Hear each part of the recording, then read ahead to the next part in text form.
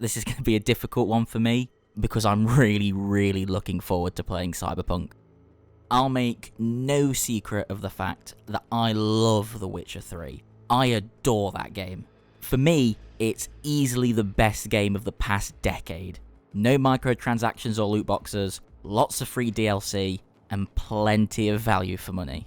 So considering that, naturally, I think Cyberpunk 2077 will be fantastic. So what's the problem? On 2 occasions in 2019, CD Projekt Red promised that its developers would not need to crunch to get Cyberpunk completed. Turns out they lied. Not only did the devs have to crunch in the run-up to the previous release date back in April earlier this year, the publishers also ordered a mandatory 6-day work week in anticipation for the also previous release date in November. And as a matter of fact, a staff member that wanted to remain anonymous said that some of the staff have been working well into the nights and weekends for over a year now. All of this from the same publisher that last year said they were aiming towards making their studio a more humane place to work. CD Projekt Red have tried to defend themselves by assuring us all that all the staff members are paid for their overtime, a practice that they remind us other publishers don't always follow.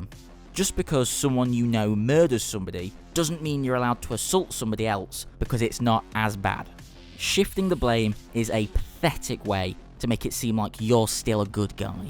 Yeah, you pay your staff overtime. It also happens to be required under Polish labour law that you do that.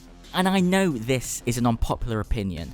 I got hate for simply suggesting that we don't let Ubisoft get away with countless accusations of sexual assault. So I know I'm going to ruffle up quite a few feathers here.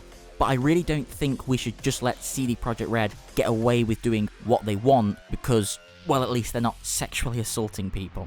To let any wrongdoing slide because a company seems like they're not that bad is just silly, and it does not hold up as an argument.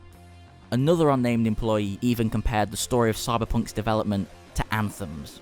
And when you're being compared to EA, you surely know you must have fucked up.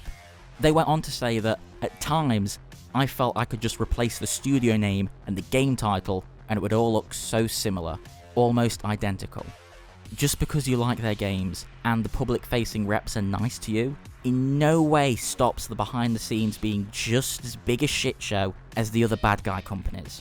The way Projekt Red spin it is that they have no other choice. They do. They could not force their employees to work 6-day work weeks under the thinly veiled threat that if they speak up, they'll forfeit their whole career. They could just not do that. But they have. And seemingly, they will continue to. I respect a lot of CD Projekt Red's pro-gamer decisions in the past.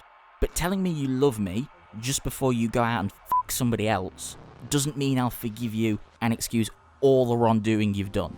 Yes, I want Cyberpunk 2077. But I don't want it at the expense of somebody's mental health. No game is worth that much.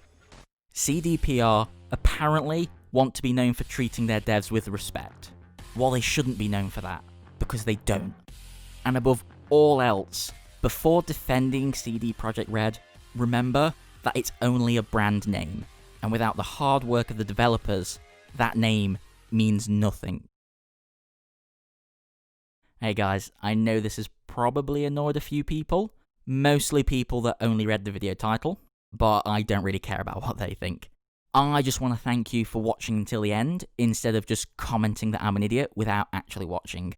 And obviously, you're not a piece of shit for wanting to buy a game. It's just sometimes worth thinking about where that game came from. Anyway, cheers guys.